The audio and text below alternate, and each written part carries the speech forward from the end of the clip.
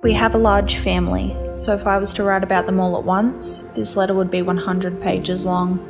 This might be a lot to take in, but just know that we have thought of you, and despite the decade-long distance, we are still your family. We might not be perfect, but we hold the ideal of family very close in our hearts. Every decision we make is weighed upon the impact it could have on the people around us, as well as ourselves. We are stronger together. Your sister, Abby. In the 12 years from the last time that I saw Zach to now, I did think about Zach a lot. I spoke about him with our grandmother a lot because she's the only person that I knew him about as well as I did. The rest of our family didn't see him pretty much at all.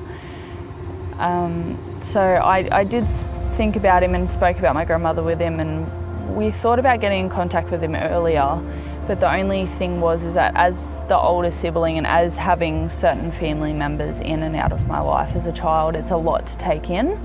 And so I thought when and if he wants to meet myself or any other members of our family, it would be on his terms and it would be his choice, and I would wait till he reached out, which is what I did. And as difficult as that was, I knew it was the right decision. And I don't want to impose on someone's life, so I'm really glad he reached out though. Family in Connection is a program of IFYS foster care that we started nearly 2 years ago as a finding family program. If we need to bring a child and place them into care, we wanted to make sure that we'd actually looked for all the possible family options. But what we discovered over that period of time, that it was more than just a placement with family, it was about connection. Connection to family, to community, to culture. We've had young women who thought they might have been Aboriginal, and we found all of their extended family, and they spent a beautiful afternoon with their cousins and their aunties and their uncles. That makes a difference for them for the rest of their lives, knowing that they're connected and where they've come from. I work for a non-government organisation, and I'm trying to find family for a child in care. So it is quite simple and basic. However, it's about just explaining in simple terms what we do. And generally, most families want to share their story and want to meet with you. I've been doing this particular work for only a year. I've been working in the child protection system for a lot longer, and through that I've met a lot of teenagers in the child protection system that really had a very limited sense of identity and a sense of belonging, and it's always been a passion of mine to be able to explore further. And this is what this position entails, is actually helping that young person find a sense of self. I think Zach has an idea of where he fits in with our family now over what's progressed over the past 24 hours. But like I said to him, our family is 1 tent away from a full-blown circus. So finding your spot in that family, it's difficult, and you've got to not fight to be included, but fight to stand out against everybody and become your own person. Because in a family so large as the one that we have, everybody wants to mould one of the younger people to be like themselves. And it does become a little bit difficult to become your own person. There's a lot of pressure in the family and everything like that. But I think if you go along and he chooses to try and make the right choice in all situations, I think he's going to do fine, and I think that he's really excited about coming from somewhere where there's so much love and so much caring for each other. They're disconnected. They feel like they're alone. So by reconnecting them with family, once again, it's that sense of hope and sense of belonging. And we all need that, whether we're in child in care or not, we all need that. Children and young people often have a one-dimensional story of exactly who they are and how they fit and what their trajectory might be based on that story.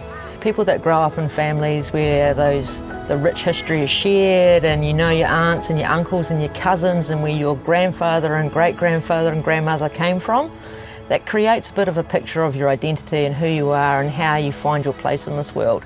And for lots of our young people, they only have that small snapshot of that story. And I look at it a bit like a jigsaw puzzle. You can open that box and you've got one little tapestry that you put together, and that's the immediate story that that young person might have experienced, but together we look through that box and we find all the other pieces of that puzzle, and then we can put that together, and before you know it, you've got a full, rich history of a young person's identity and where they fit and belong. So every case is a little bit different. There's some research, a bit of research goes on in between, beforehand. So that's talking with the people that already have some information about the family, getting some information through the internet and through other sources, through child safety, and then it is actually locating a family member that does hold that knowledge, and that can take a while. And some family members don't want to talk, which we totally respect. But when there are family members that do want to talk and tell their story, and that story is really important for them to share. And time again, I've heard family members just say thank you for having the time to tell the story. And with that story becomes that information about that extended family, and how important it is for them to reconnect with the children that are in care.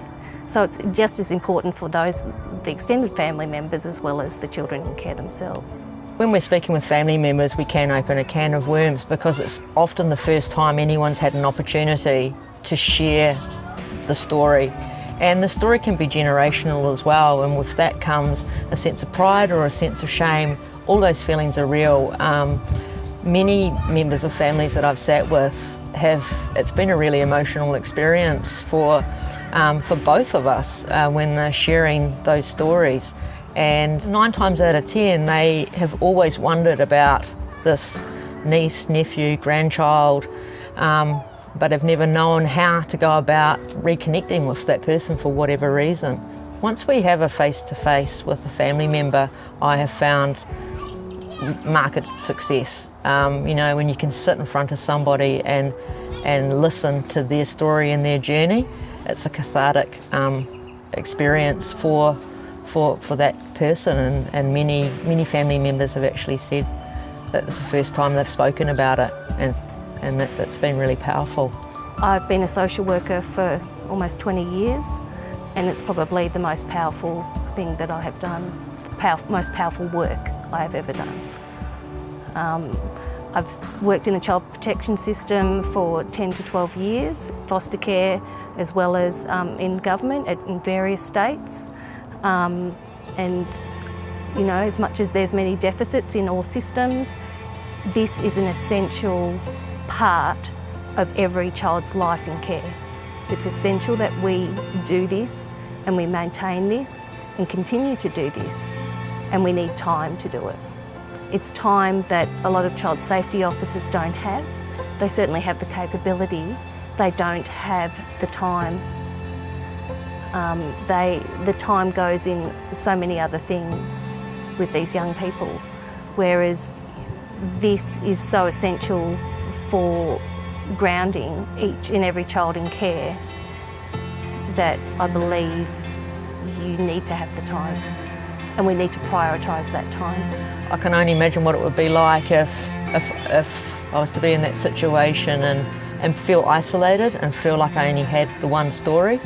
To be able to connect people together as humans, to create those relationships, to create that hope for the future, to give a young person a sense of identity, that belonging and a place in this world, we all strive for that, and so that's what every young person deserves. I love what I do, and I love it because I do truly believe we all need to know where we come from. Through those journeys, through those stories, it creates who we are. It gives us a world of possibilities and hope, and can change our trajectories. We all want to connect, and that's what we're doing. There was one young man I was working with who knew he had a sister, and at the age of 3, the sister and the mother had relocated to another area. All he knew was his sister's first name. He didn't know the last name, and we were able to find the sister, and I made that phone call to her, and she was at work, and she was just, "Are you talking about my brother?" And this young sister had actually carried a photo of him in her wallet for the last 12 years, Since that moment, they've spoken on the phone, she's written a letter, and she's actually coming to visit him shortly, and they're going to connect. So even though the distance has been far apart for so many years, this young man was never forgotten, and now he's got a whole family that he's going to connect with. So it's magic. Oh, absolutely, this is the future. Every young person everywhere needs to know where you come from and how you fit and how you belong, and yeah, a young person needs to have the opportunity to connect with family. We're all looking to connect. I'm grateful to be given the opportunity to be able to meet my brother, which I didn't think was going to happen anytime soon. I am a little bit sad that we have to meet under these circumstances, but at the end of the day, it's meeting nonetheless, and I am really, really grateful that I got to meet my brother and that I can start forming a relationship with him.